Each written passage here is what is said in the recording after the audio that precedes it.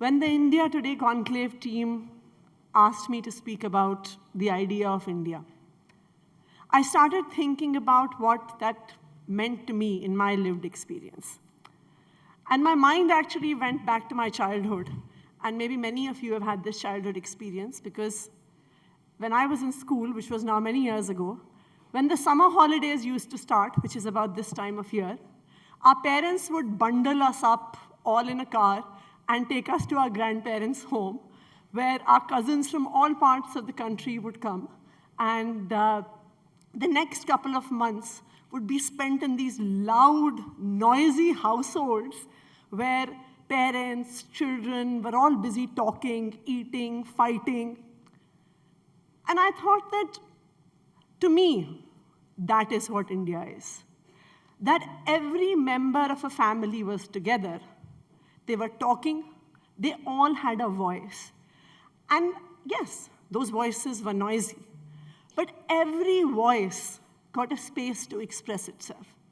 And I remember at my grandparents' home in Chandigarh, where we would spend our summer vacations.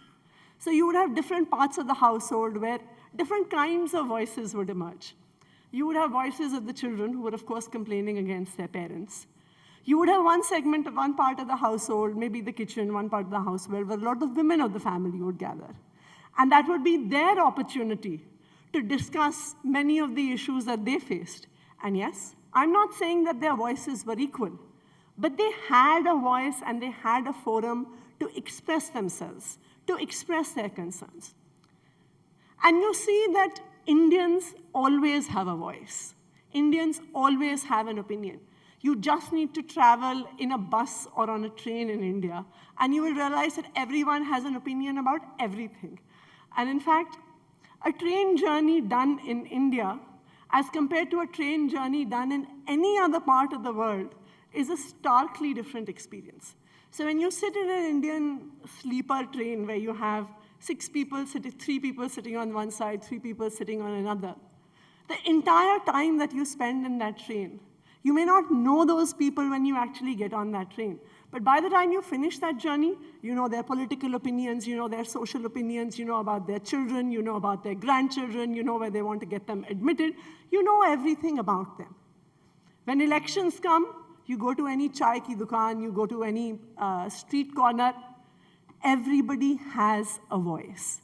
And I think that really, for me, defines what India is, where everyone has a voice, everyone has an opinion, and everyone in some forum or the other gets an opportunity to express their opinions.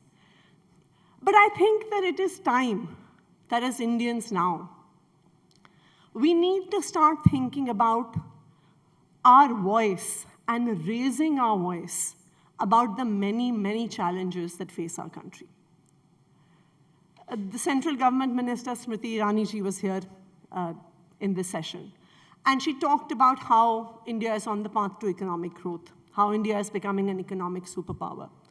Unfortunately, she is not here anymore, but while on the one hand we talk about a growing Indian economy, there are many, many worrying similar data points that global indexes throw at us.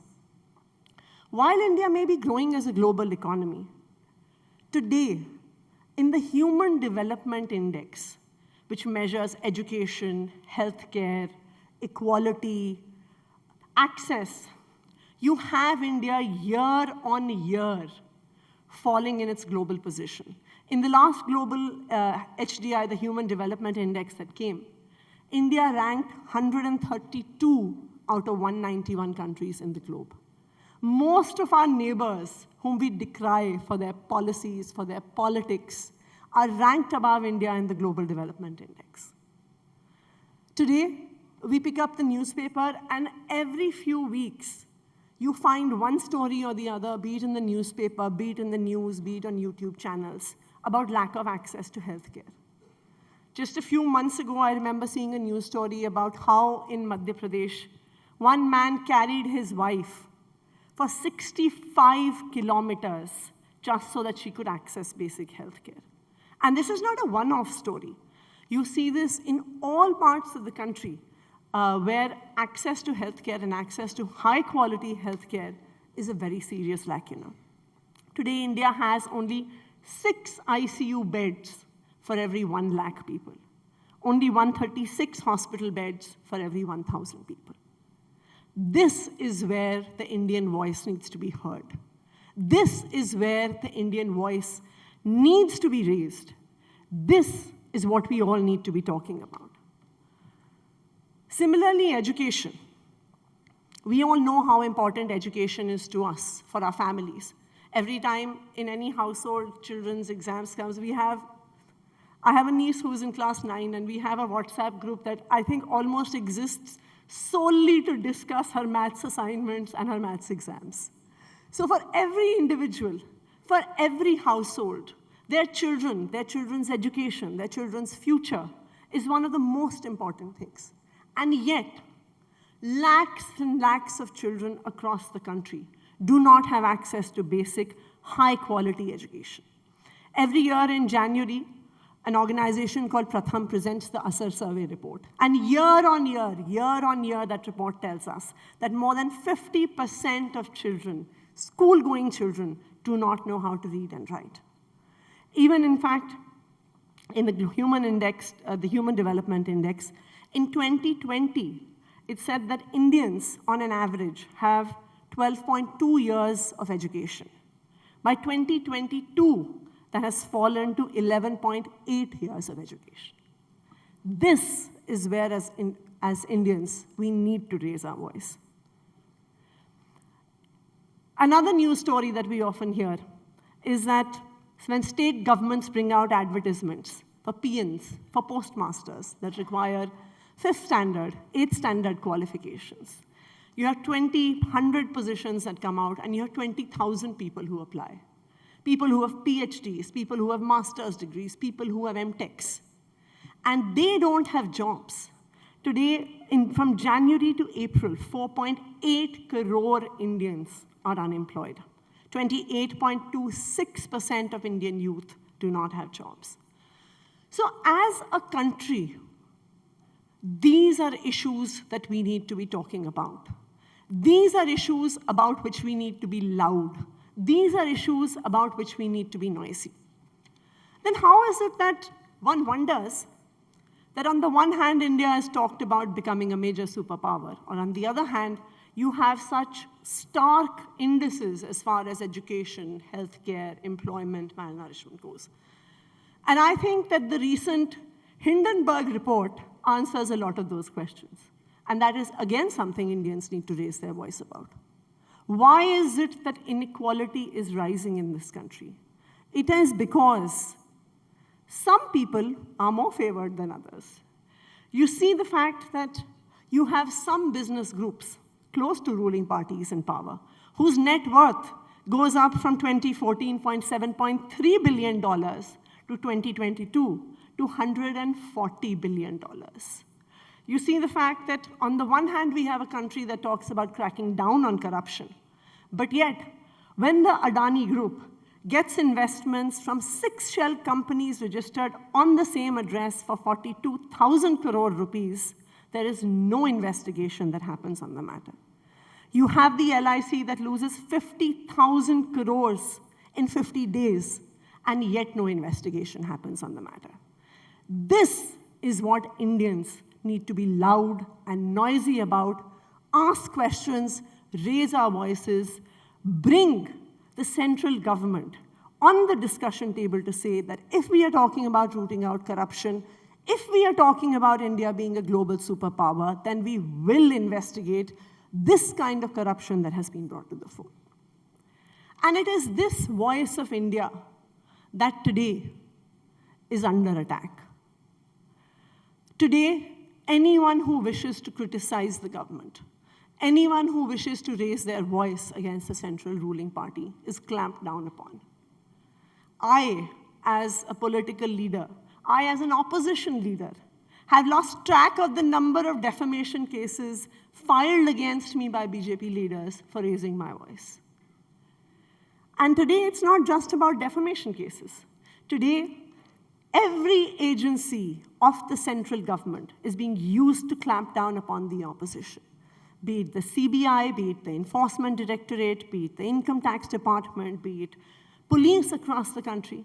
In fact, a few months ago, I was making a list of the number of cases against leaders of Aam Aadmi Party. And we are not a very old party, we are a new party. And from 2015, since the Aam Aadmi Party came to power, we have more than, I think at last count, we had 186 cases registered against Aam Aadmi Party leaders.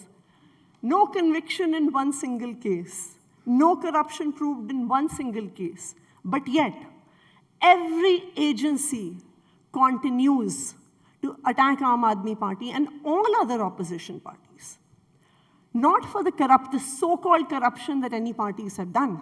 Because, of course, in all these cases, there is not even 1% or 0.1% of conviction that happens. But today, agencies of the central government are threatening the voices that are raised against them. And I believe that at the very core is a challenge to the idea of India. Because in India, in our country, in every street, in every household, in every bogie of every train, at every chaiwala, every Indian has a right to a voice, and every Indian has a right to voice their opinion. And this right must be protected. Thank you.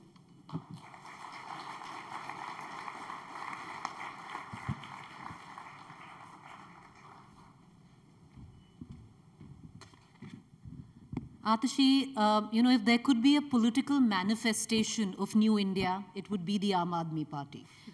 There would be no Aam Aadmi Party in old India. You're at the moment, if we call the India moment, the political moment of it all, because you are a creation of New India. You realize that. No, absolutely. And I think that India, in many ways, both India old and new, I think the biggest strength of this country has been the diversity of voices that exist here. I think that the biggest strength of this country is, and I'm sure that as we look across this room and we were to see the people sitting here, just in terms of life experiences, just in terms of cultural experiences, just in terms of opinions, in terms of the languages that we speak, I think that diversity is really the biggest strength of this country. And I think that Aam Aadmi Party represents an important voice in this. And I think Aam Aadmi Party represents an important voice in this because, and this is in some ways why I feel we are an important representative of New India, is that politics was considered the preserve of a few. And I remember that when we first came into politics, a lot of our friends and well-wishers used to sometimes laugh at us and say, "Tum log karoge politics. Tumhare paas na paisa hai, tumhare paas na muscle power hai. तुम ऐसे पढ़े लिखे लोग, ऐसे लोग politics में last नहीं करते हैं."